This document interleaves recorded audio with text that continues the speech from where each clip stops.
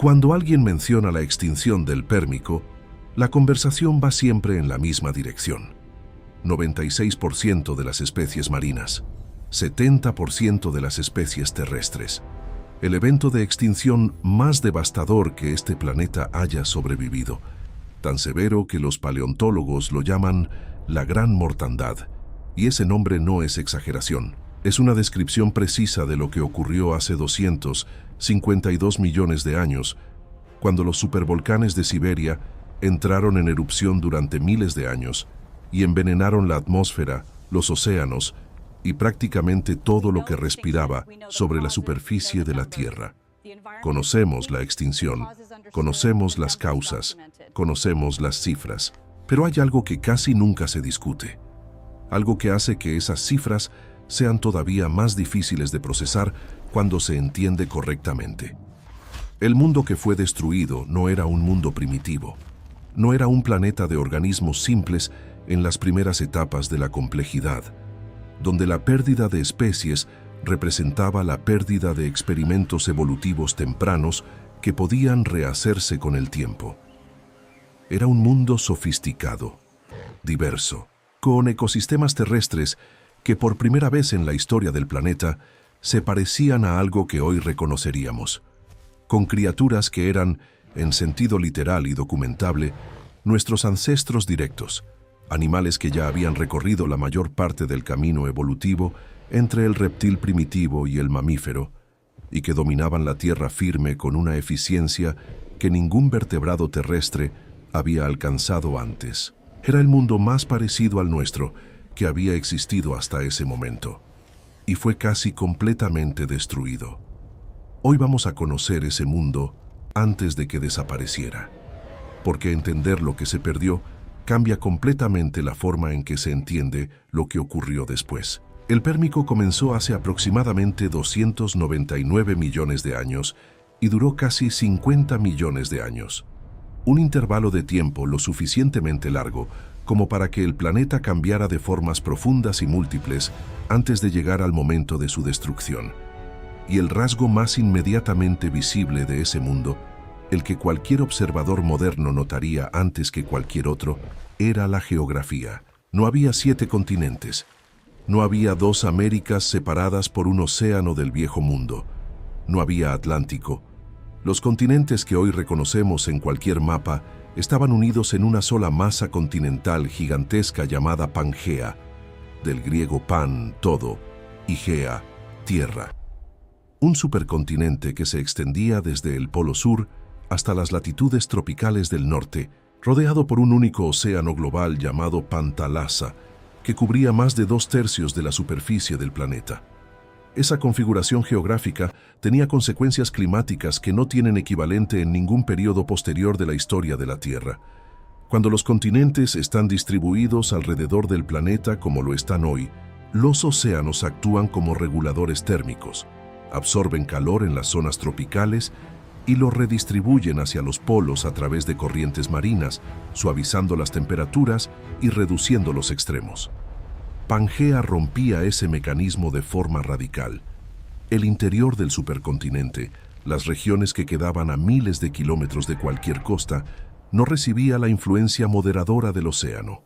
Las temperaturas en esas zonas interiores oscilaban entre extremos que pocas formas de vida modernas podrían tolerar. Veranos devastadoramente calurosos e inviernos de un frío que convertía vastas extensiones de tierra en ambientes prácticamente inhabitables durante meses.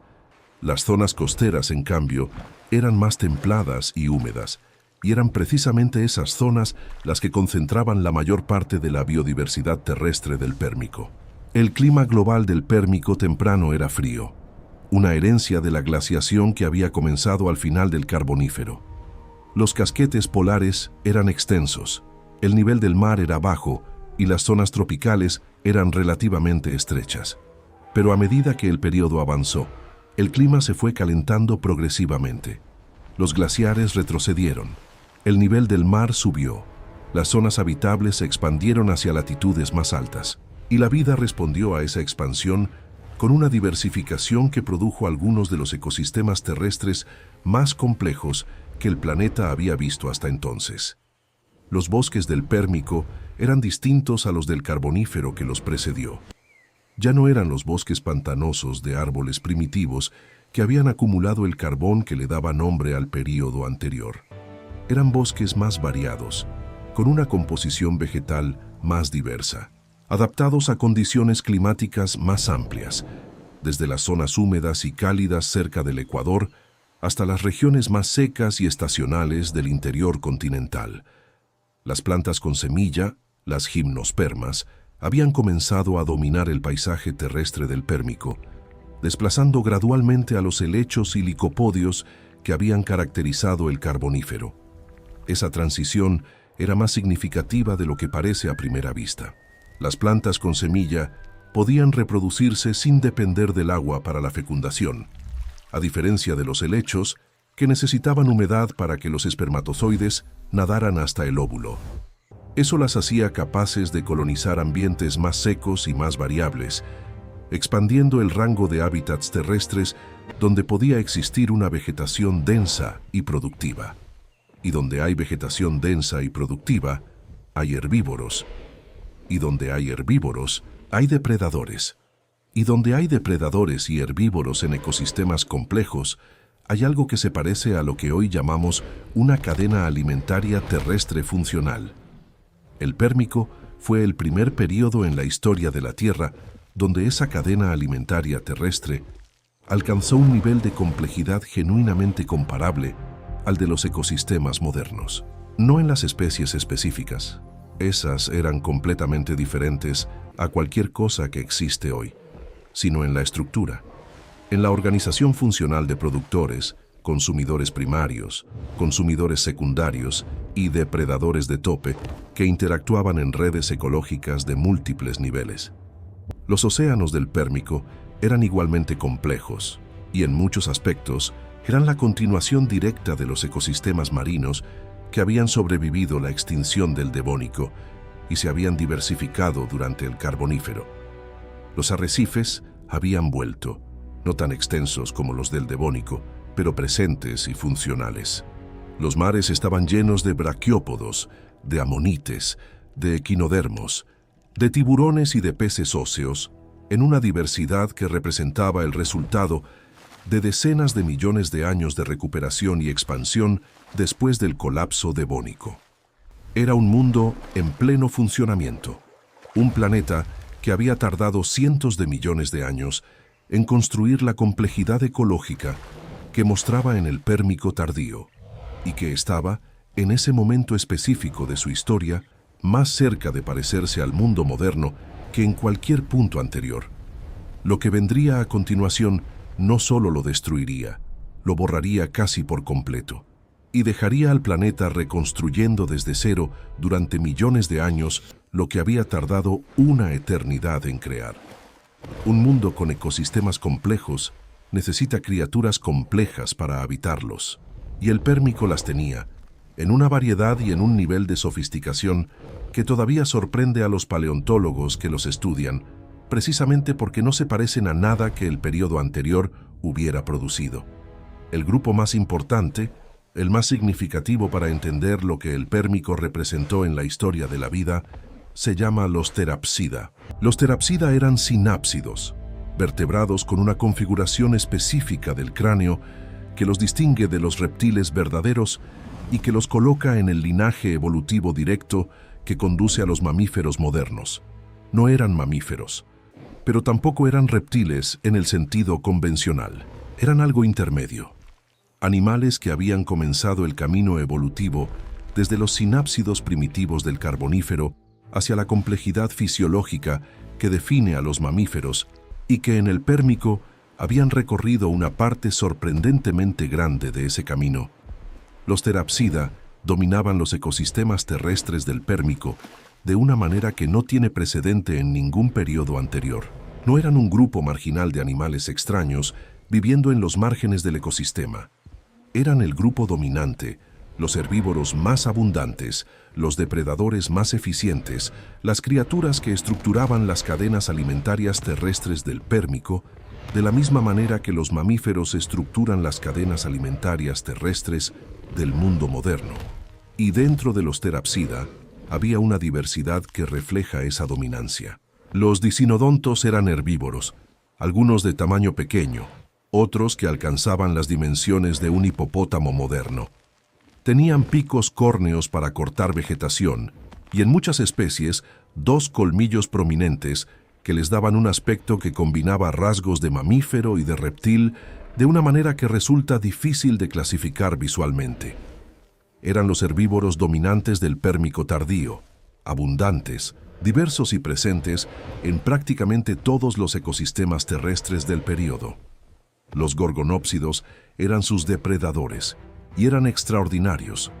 Un gorgonópsido de tamaño grande, como el Inostrancevia, que podía alcanzar los 3,5 metros de longitud, era el equivalente funcional del león en el ecosistema del Pérmico tardío. Tenía colmillos de hasta 15 centímetros, mandíbulas que podían abrirse en un ángulo de 90 grados para clavar esos colmillos en presas de gran tamaño, y una estructura corporal que sugiere una capacidad de movimiento y de caza activa muy superior a la de los reptiles primitivos que los precedieron.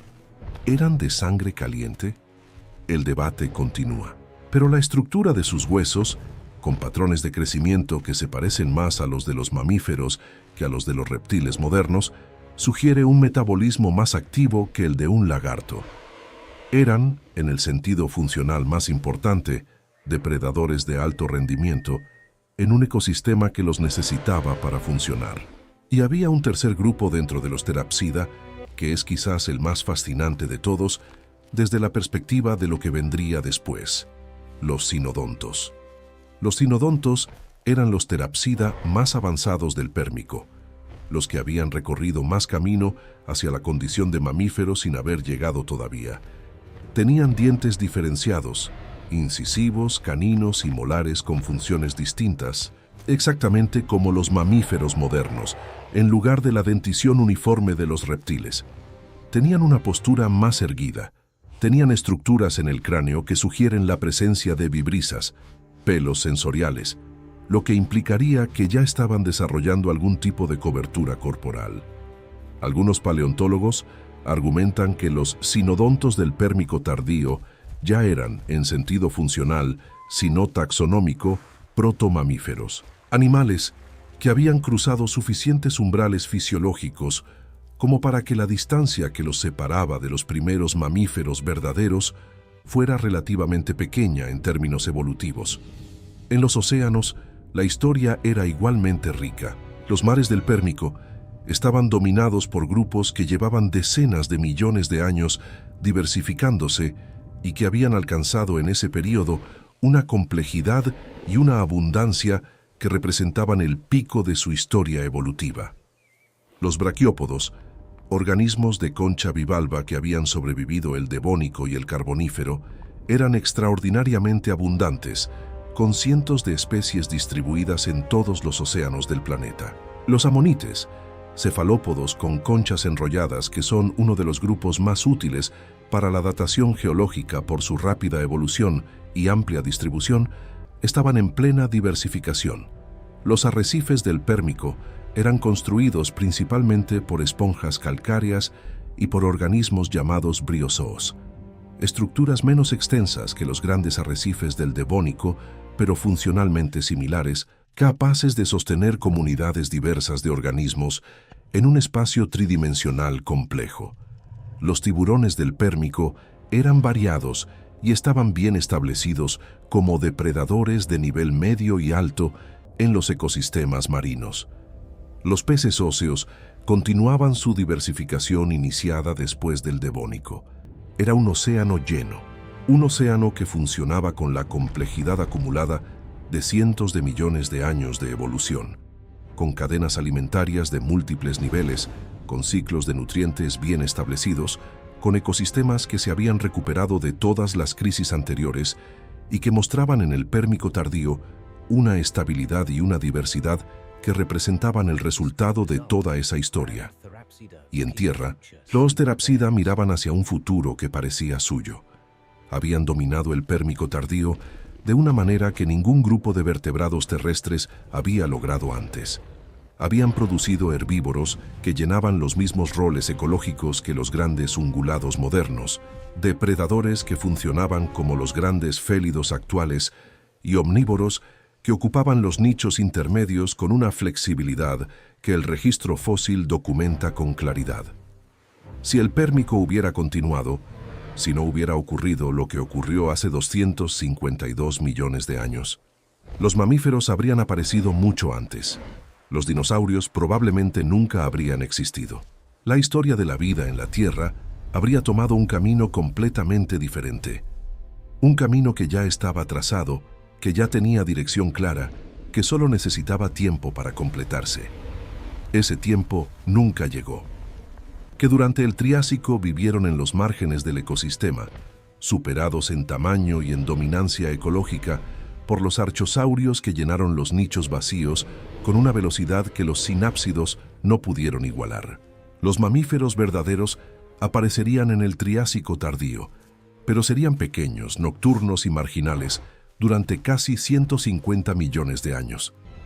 El camino que los Therapsida del Pérmico habían trazado hacia la dominancia de los mamíferos fue interrumpido, y la ruta alternativa que tomó la evolución después de la extinción llevó primero a los dinosaurios, y solo mucho después, cuando los dinosaurios desaparecieron, a los mamíferos de nuevo al centro del escenario. En los océanos, la devastación fue todavía más completa. Los braquiópodos, que habían sobrevivido el Ordovícico, el Devónico y el Carbonífero, con su diversidad relativamente intacta, fueron golpeados de forma tan severa que nunca se recuperaron a su abundancia anterior. Antes de la gran mortandad, eran el grupo dominante de organismos de concha en los océanos del mundo. Después de ella, ese rol fue ocupado progresivamente por los bivalvos, las almejas, los mejillones, las ostras, que habían sido menos abundantes que los braquiópodos durante toda la historia anterior, pero que cruzaron la extinción con una resiliencia mayor y llenaron los nichos vacíos con una eficiencia que desplazó a los braquiópodos de forma permanente.